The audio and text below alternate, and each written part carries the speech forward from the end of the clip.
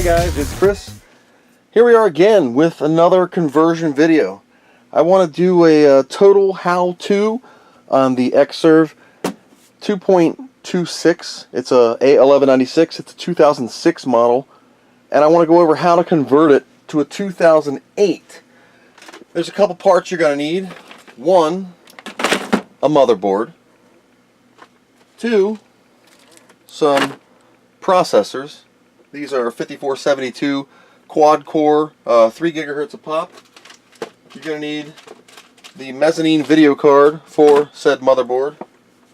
You're going to need the front USB plate for this motherboard. I guess you can use the FireWire that's built in. And you're going to need riser slots for the 2008. They're different because of how they mount, and I'll go over that with the how-to and the whatever do and all that stuff. So first off, you're going to need to disassemble what you got. There's 2 screws on the back side here. They're thumb screws. They just come out. I'm sure you know how to open your own Xserv. Now, on the A1196 2006, this current machine, it comes with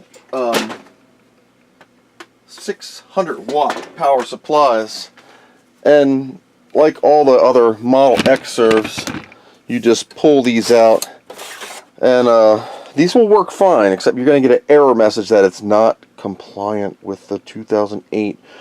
2008 requires 750s. I do have them sitting right there. I bought a lot of 6 for $13. The motherboard itself was $12.95. It uses the same copper heat sinks as the 1196. You're going to need a Phillips screwdriver that's kind of tiny, and you want to remove this heat shielding. Well, and you could leave. Ooh, man, I got some bends there. You can leave your stuff in right now. You will want to remove a couple things, starting with this ribbon cable. It simply lifts up. Be careful, there's another lift down here. You will want to lift that up. You will also want to disconnect this cable. It has some sticky glue right here, so just pull this out of the way and carefully disconnect it from the motherboard and set it aside. Now you can get to this other cable. It's just the similar thing. It has a plastic pop-up, and as you can see, there it is. Sit this aside.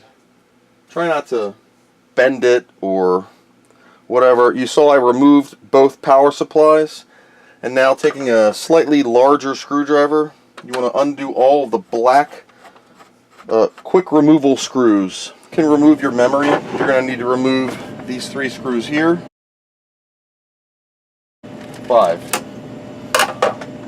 1, 2, 3, 4, 5. Boom. So that gets you to the front tray. You will need to remove this. This is your hard drive stuff, so just go ahead and pop your blanks out, or your drive. I just have one solid state drive right now. So go ahead and remove this and this screw for the power distribution board.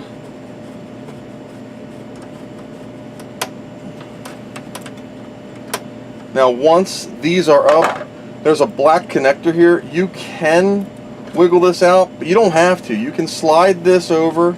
It's on a pin, so slide it over and lift up.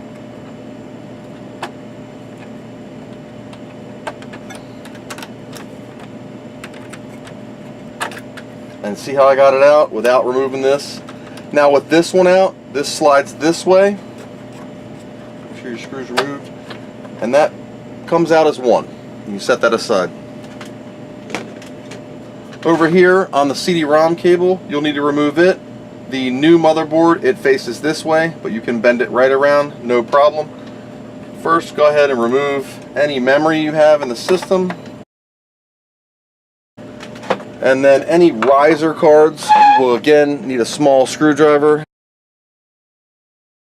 I'm not going to go into the replacement of the card stacks just yet because the risers are slightly different due to an offset. This one is actually the same. This one is moved back more and it is a full-size slot where this one is not. You do not need to remove the video card because you're going to be replacing it. Now the motherboard will not come out until you remove the processors. I'm just making sure I got all the board screws removed and they are up. Now I'm going to take the processors out. When you remove them, be wary, there is a temperature sensor wire underneath. Don't just yank them. Tilt them to the side, remove the wire. Okay, so with them removed, what we're going to do is wiggle and lift up to the side. You can see here there's a wire. Just simply remove it. Same for this one. Wire, remove it. With that removed, you can see the screw holes are actually in the bottom of the board. I'm going to take another one, carefully remove the CD-ROM connector. It has some sticky stuff here, so pick it out of the way. It's flexible, but don't bend the crap out of it too bad. With that removed, you can pick this up and slide it forward, and the whole board will come out. If I get all my crap out of the way. Okay. I left my USB key in there. So that's the A1196 motherboard with the mezzanine card in. You can go ahead and set that aside. Front board is 2 screws that are Phillips, 1, 2, and this dock. The trick for the dock is if you take a Phillips screwdriver and push backwards, or even a regular screwdriver, bend this little bar back. This little bar, locking bar, will come right up and slide forward, out. With that, you can remove the 2 front screws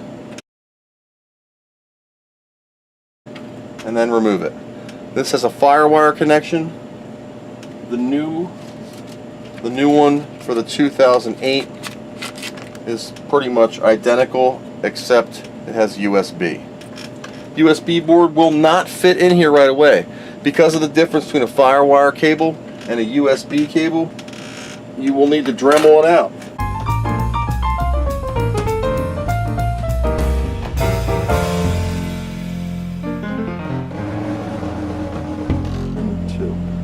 And now you have a front USB port.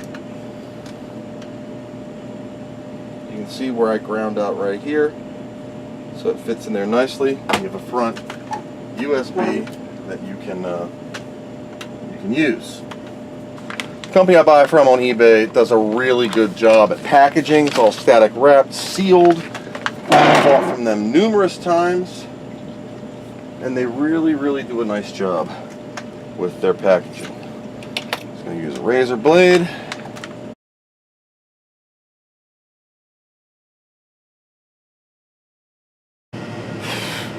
The rubber around the back, or the gaskety material, this stuff will dust out, and it's just cheesy crap. You can remove it if you want, some kind of cheap dust shield. If it's in good condition, by all means use it.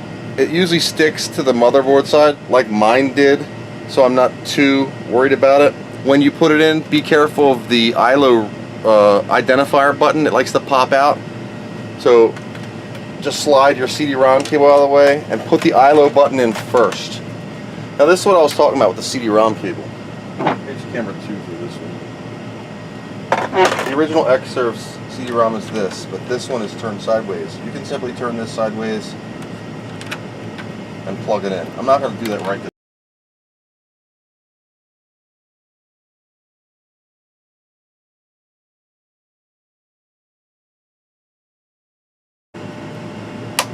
Just like that, right there. So I bent it around, and there's plenty of flex. It holds solid. It's good to go. So before you put the fan in, you have to put your controller tray back in, and it's going to go in like on an angle. Now, if you feel more comfortable unplugging it, it's a lot easier to unplug when it's out of the board, because one of the plugs, it's just a tight cable. I mean, look how tiny that is. Now, if you can see here, there's a gap right here.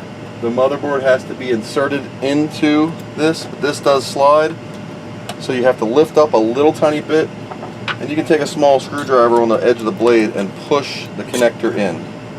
Now the power module is back into the motherboard, and you can go ahead and lock this screw down. If you're sure you got your board on correctly, the screw will line up and you could finger tighten it down. So that's your hard drives. Next would be your CPUs. This sucker is great. It cools so much better than the other one. So with your CPUs in, now's a good time to clean your heat sinks and put some thermal paste.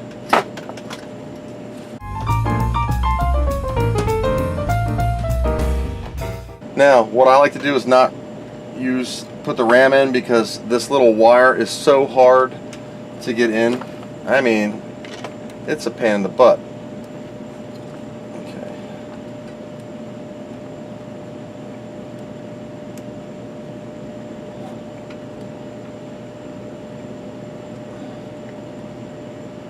I can't see anything.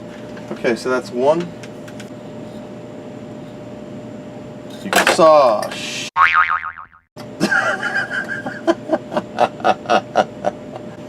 know what? I don't want to screw myself. Let's just do this.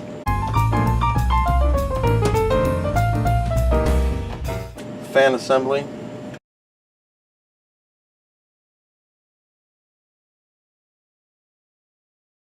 Now our memory goes back in. This is 4 gig PC5300 FB.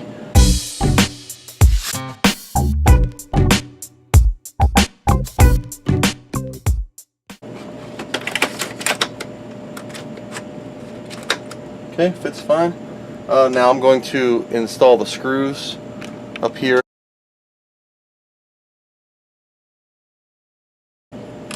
My USB key fob for my keyboard mouse. Now you can take this ribbon cable, which we originally removed for the power module. Now make sure you're going into the right slot. There are 2 slots. It goes to the rear one. It will only stretch to the correct amount. There you go. Next, we'll follow with the flat / front panel cable.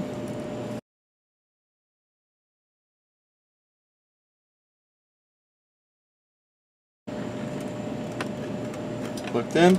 Now I'm going to tuck this next to the heatsink and around the fan, and then push down on the original tape that's back. Now you have the rod. The rod can be a pain in the rear end because it has a gear on it, and it also has 2 of these white sensors that roll to each one for the lock. So what you want to do is make sure you have your button end. Insert the button end first, and if you were on unlocked, make sure it's rolled around to unlocked, right, before you go put it in. Okay, so at the edge of the gear, go ahead and pop it in, and then roll it around. There are 2 pins. I'll show you. There's a metal pin on here, right about here, and it rolls back and forth. And it also hits a lock on here, or on here. So it will only roll so far. That matches up with your gear. So when you roll it, it will go to locked, and you roll the other way, and it goes unlocked. Now I lift it myself just to make sure I get it correct. The pin's on lock, and if it stops here, just lift up a little bit, adjust it, unlocked. With that done, take a flathead screwdriver and push the back of the lock back up, and just make sure your action works. I don't ever use the lock, so just making sure it works freely and the sensors match up, you're good to go. Your final bit will just be your conversion of your cards, which is here, my fiber card and my other card to be inserted into the new ones. What's a video card? Is this the right one? Okay, video card. Might as well do the video card. The video card just has 4 screws, which I'm going to have to take my other screws out. It just literally slides in to here and presses down, and then you can screw it in.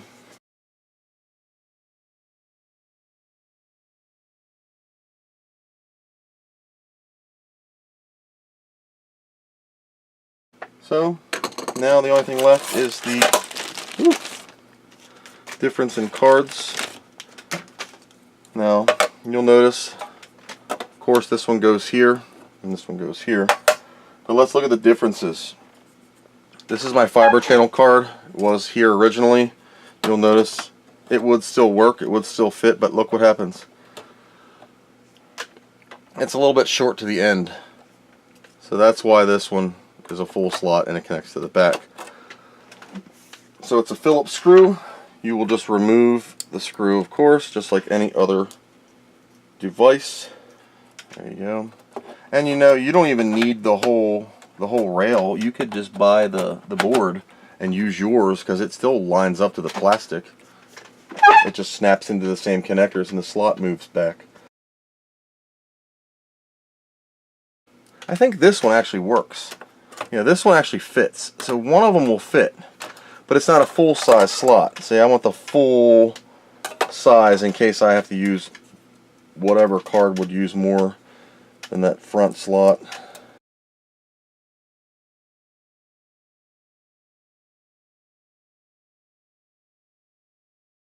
And with that, we're done of the 750 watt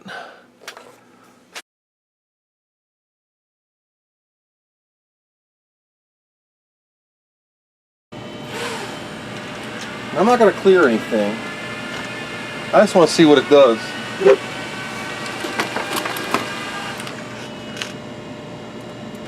Okay, turning my mouse on. I got a lock light, so I'm backwards. Unlocked. Pressing power button. Fan cover. Forgot about that. This thing right here, I went over my other video. Scribe this a couple times, and you will be able to. Oh shit! I had a razor blade somewhere. There we go. You'll be able to snap it right off. So while I wait for this thing to do its thing, I'm scribing this line with a razor blade. Hopefully not cutting my finger. Hopefully not dropping it onto the motherboard.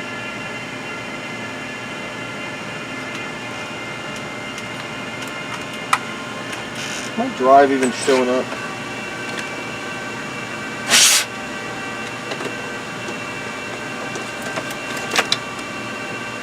There we go. I'm going to try snapping this off. There you go. Now this cover will fit. Back down. Still waiting for it to boot. It doesn't know what drives it has.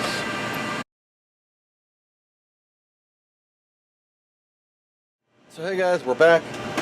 I was a victim of my own hurry problem.